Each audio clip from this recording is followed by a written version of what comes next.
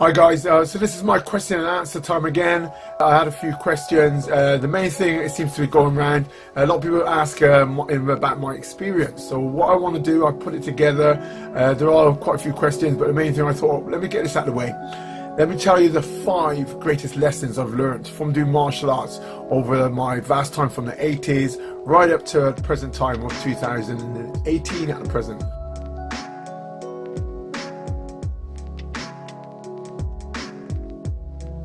And number 1, first one I'm glad I did regular was run. I started running with my mother. She used to look after herself, very fitness fanatic. Did a bit of modelling in her career, and she used to look after herself, and she always took me running around the block. Only used to take about 10-12 minutes, and I used to really enjoy it. So I proceeded running, and I took it further along with the sports of boxing to martial arts. I believe running is a thing you should do regular, at least 3 times a week minimum, and it's a good way for endorphins release if you've got stress, general health and fitness, and I think it's generally better than skipping, hitting a bag. I think running is a way you can just sort of lose yourself. Some people find it very repetitious, very boring, but I find it very therapeutic. Number two, it would definitely be nutritional. Eat nutritionally. Don't eat junk, fast foods, sweets. Generally watch your dietary habits. I know some people are just day-to-day fish and chips and everything else, but I believe you should have a nutritious meal in the way of like vegetables, salads, obviously the odd chicken and everything else. I'm not a fan. I don't really eat beef and pork and the rest of it, not for any religious reasons. I know it's hard to get rid of, and I prefer to eat chicken, very quick. It takes a few hours. I normally eat close to my time to go to bed. I go to sleep, and it's quicker to digest if I got some like chicken, which only takes up to 3-4 hours. 4 hours, I think, to digest this. Besides eating nutritionally, I believe eating nutritionally had its values in the way of my health. I wasn't ill very often. Also, it aided in my recovery. I find that anytime I was injured, my recovery was unreal. I had fights where I got bruised, I got cuts, and the way I healed was like within days. I could see day to day, I could see the difference. And the last thing is mental health. I know I was getting all the nutrition, all the vitamins and minerals and everything else, and the mental side, you're alert. I think I take things in better. When it helped, whether it helped my ability to take things in on the sport or martial arts, and generally engineering. I was a good engineer at a young age. I did a lot of things, and at school I don't think I was outstanding, but as soon as I left, I looked after my health, eating wisely. I found that it just seemed to multiply. So I believe it's got its benefits. Number 3, never stop learning, especially in the arts. In the arts, there's too much to offer. Started off in boxing. I actually strayed over to the martial arts, not of my doing, as my advice of my mother. I didn't want head damage from boxing or anything else. So I was a bit upset, so I went into Taekwondo, which had boxing with the hands and kicking, whereas mainly a kicking art is known for. It's a Korean karate.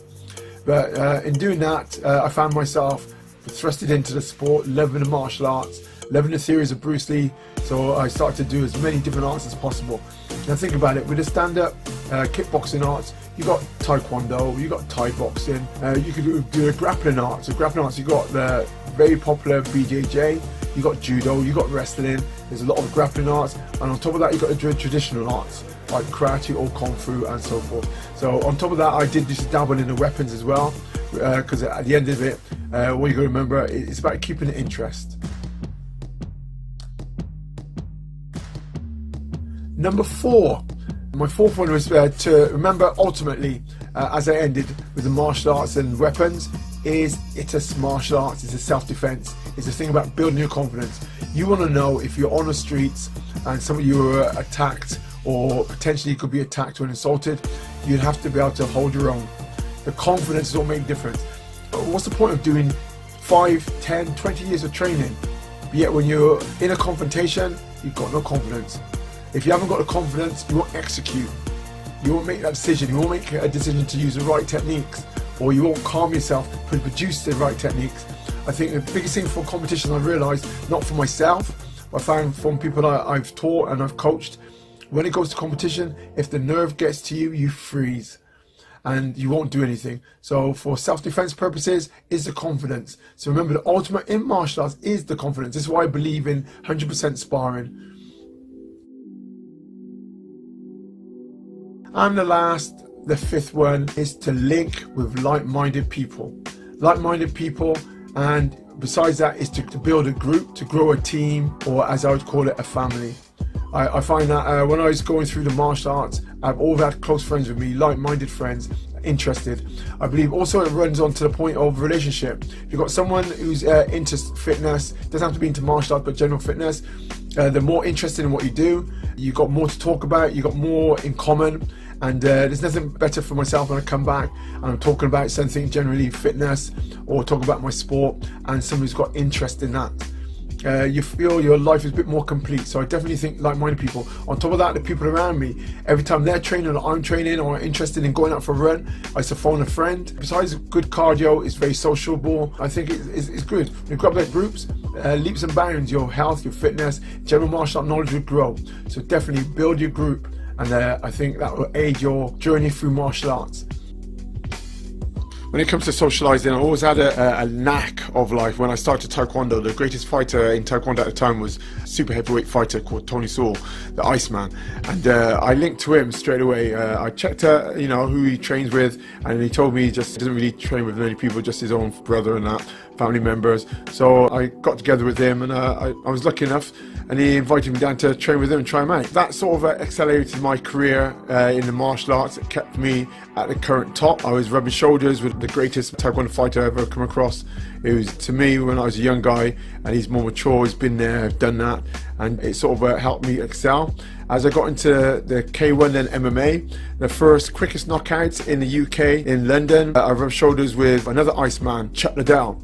Again, meeting up with him, I said to him, how about us training? He said he doesn't really have a camp, he got his own little group he trains with. Strange enough, as he was going through the ranks, I met up with him the following year, and from then he became stronger, better, well known, and as everybody knows, Chuck Liddell is a legend. At that time when I was training with him, he came across Tito Ortiz. He beat Tito Ortiz. From there, he ran to Couture and captured a title. From there, he went from strength to strength.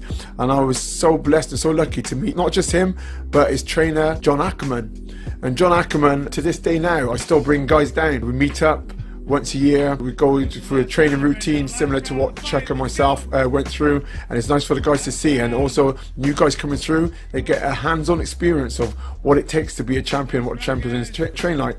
I was lucky enough because I met a load of guys, Court McGee, Glover Chichira, many other fighters. So it gave me a vast experience and knowledge, which I can actually, this day now, while I've retired, I can pass it on. So again, this is winding up for my question and answer time. Generally, it was just I just thought I'd give you my 5 greatest experience in martial arts, what I would pass on for my career. I think if anybody really wants to go far and do well, and try it out, you'll find that every single one of them, if you try and put them to use for at least 2 months, you'll see what happens. You'll see the changes. If you like the contents what I'm giving out in these episodes, please like, please share, and subscribe.